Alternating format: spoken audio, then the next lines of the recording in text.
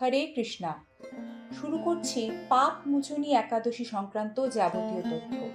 চৈত্র মাসের কৃষ্ণপক্ষের একাদশী তিথিকে বলা হয় পাপ মোচনী একাদশী। 24টি একাদশীর মধ্যে বাংলা ক্যালেন্ডার অনুযায়ী এটি সর্বশেষ একাদশী। পাপ মোচনী শব্দটি পাপ এবং মোচনী বা মুক্তি এই দুটি শব্দের সমন্বয়ে গঠিত। ধর্মীয় বিশ্বাস অনুসারে যে ব্যক্তি নিষ্ঠা ভরে এই ব্রত পালন করেন তিনি সকল পাপ থেকে মুক্তি পান। উত্তর ভারতীয় হিন্দু ক্যালেন্ডার অনুসারে চৈত্র মাসে চাঁদের বিবর্ণ পর্বের 11তম দিনে পাপ মোচনী একাদশী পড়ে। 24টি একাদশী উপবাসের মধ্যে এটি একাদশী শেষ। দক্ষিণ ভারতীয় ক্যালেন্ডার অনুসারে এটি ফাল্গুন মাসের কৃষ্ণপক্ষে চিহ্নিত, যেখানে এটি উত্তর ভারতীয় ক্যালেন্ডার অনুসারে চৈত্র মাসের কৃষ্ণপক্ষে পালিত হয়। মজার ব্যাপার হলো এই একাদশী উত্তর ও দক্ষিণ ভারতীয় উভয় ক্যালেন্ডারে একই দিনে পড়ে। পাপ মোচনী শব্দটি তৈরি হয়েছে পাপ ও মোচনী দুটি শব্দ দিয়ে। পাপ অর্থ পাপ বা অপকর্ম এবং মোচনী শব্দের অর্থ অপসারণকারী। ভক্তরা বিশ্বাস করেন যে পাপ মোচনী একাদশীর উপবাস পালন করা অত্যন্ত শুভ। যারা এই উপবাস পালন করেন ভগবান বিষ্ণুর কৃপায় তাদের পাপ মুক্তি হয়। যে কোনো একাদশী ব্রতের দিনই মূলত ভগবান বিষ্ণুর পূজা অর্চনা করা হয়। চলুন জেনে নেওয়া যাক 2024-এ পাপ মোচনী একাদশীর তিথি, শুভক্ষণ, তাৎপর্য ও ব্রতবিধি সম্পর্কে।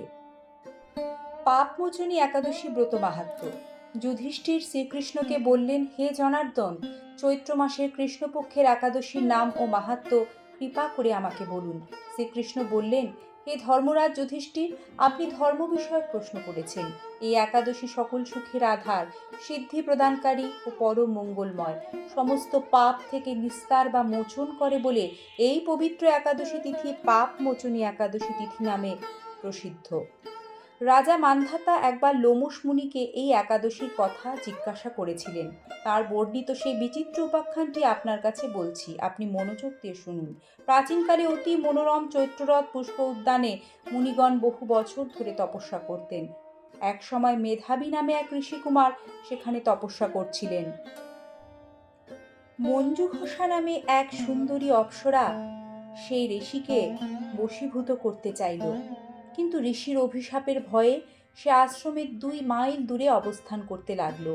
বীণা বাজিয়ে মধুর সুরে সে গান করত। একদিন মঞ্জু ঘোষা মেধাবীকে দেখে কামবাণে পীড়িতা হয়ে পড়ে। এদিকে ঋষি মেধাবী ও অপ্সরার অনুপম সৌন্দর্য দেখে মুগ্ধ হন। তখন সেই অপ্সরা মুনিকে নানা হাব ভাব ও কটাক্ষ দ্বারা বশীভূত করে। ক্রমে কাম পরবশ মুনি সাধন ভজন বিসর্জন দিয়ে তার আরাধ্য দেবকে বিস্মৃত হন। এইভাবে অপ্সরার সাথে কাম ক্রীড়ায় মুনি লিপ্ত হন। এই করতে করতে সেই মুনির বহু বছর অতিক্রান্ত হলো। মুনিকে আচার ভ্রষ্ট দেখে সেই অপ্সরা দেবলোকে ফিরে যেতে মনস্থ করল। একদিন মঞ্জু ঘোষা মেধাবী মুনিকে বলতে লাগলো, হে প্রভু, এখন আমাকে নিজ গৃহে ফিরে যাবার অনুমতি প্রদান করুন। কিন্তু মেধাবী মুনি বললেন, হে সুন্দরী, তুমি তো এখন সন্ধ্যাকালে আমার কাছে এসেছ, প্রাতঃকাল পর্যন্ত আমার কাছে থেকে যাও। মুনির কথা শুনে অভিশাপ ভয়ে সেই অপ্সরা আরো কয়েক বছর তার সাথে বাস করলো।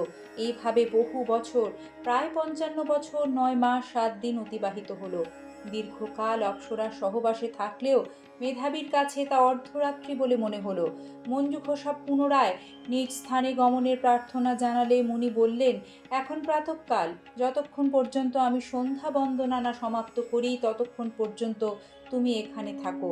মুনির কথা শুনে ঈষৎ হেসে মঞ্জু ঘোষা তাকে বলল, হে মুনিবর, আমার সহবাসে আপনার যে কত বৎসর অতিবাহিত হয়েছে তা একবার বিচার করে দেখুন।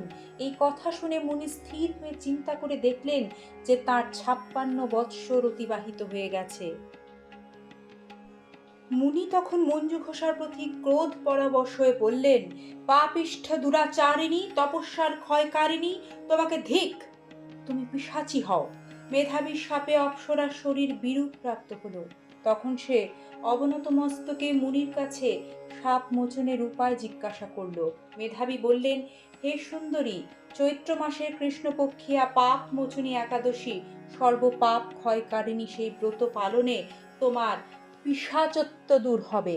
পিতার আশ্রমে ফিরে গিয়ে মেধাবী বললেন, হে পিতা, এক অপ্সরার সঙ্গদোষে আমি মহাপাপ করেছি। এর প্রায়শ্চিত্ত কি, তা কৃপা করে আমায় বলুন। উত্তরে চ্যবনমুনি বললেন, চৈত্র মাসের কৃষ্ণপক্ষিয়া পাপমোচনী একাদশী ব্রতের প্রভাবে তোমার পাপ দূর হবে। পিতার উপদেশ শুনে মেধাবী সেই ব্রত ভক্তি ভরে পালন করলো। তার সমস্ত পাপ দূর হলো। পুনরায় তিনি তপস্যার ফল লাভ করলেন। মঞ্জু ঘোষাও ওই ব্রত পালনের ফলে পিশাচত্ব থেকে মুক্ত হয়ে দিব্য দেহে স্বর্গে গমন করলেন। হে মহারাজ, যারা এই পাপ মোচনী একাদশী পালন করেন তাদের পূর্বকৃত সমস্ত পাপই ক্ষয় হয়। এই ব্রত কথা পাঠ ও শ্রবণেও সহস্র গোদানের ফল লাভ হয়। এই ব্রত পালনের ক্ষেত্রে শাস্ত্রজ্ঞরা যে বিধান দেন সেটা হলো, এই দিন ভোরবেলা অর্থাৎ সূর্যোদয়ের মুহূর্তে ঘুম থেকে উঠে কুশ ও তিলযুক্ত জলে স্নান করার বিধি রয়েছে। এদিন বাড়ির নারায়ণকে অবশ্যই তুলসী পাতা, ফুল, ফল, প্রদীপ এবং ধূপকাঠি দেখিয়ে পুজো দিতে হয়। সন্ধ্যেতে শীতল ভোগ দিতে পারলে ভালো। এই দিন সন্ধ্যারতি এবং শ্রীমদ্ ভাগবত পাঠেরও বিশেষ গুরুত্ব রয়েছে। আগে অনেকেই পুজো পাঠ না করা অবধি জল খেতেন না, কিন্তু তা আজকের দিনে সম্ভব নয় এবং স্বাস্থ্যের পক্ষেও ক্ষতিকারক। সে সমস্ত কথা মাথায় রেখে সেই কারণেই শাস্ত্রজ্ঞরা বিধান দেন দুধ, বাদাম, বিভিন্ন ফল ফলাহার এসব খেয়ে থাকার রীতি রয়েছে। শুধুমাত্র খাদ্যশস্য থেকে এবং কোনো রকম নেশা করা থেকে কিন্তু একাদশীর দিন বিরত থাকতে হয়। এই পাপ মোচনী একাদশীর দিন শ্রী বিষ্ণু সহস্র নাম পাঠ করারও কিন্তু রীতি রয়েছে। দৈনন্দিন জীবনের ইতিবাচক কথোপকথন শ্রীকৃষ্ণের আশীর্বাদে আজ এ পর্যন্তই। দেখা হবে আগামী ব্লগে। আজ অনুমতি দিন। হরে কৃষ্ণা।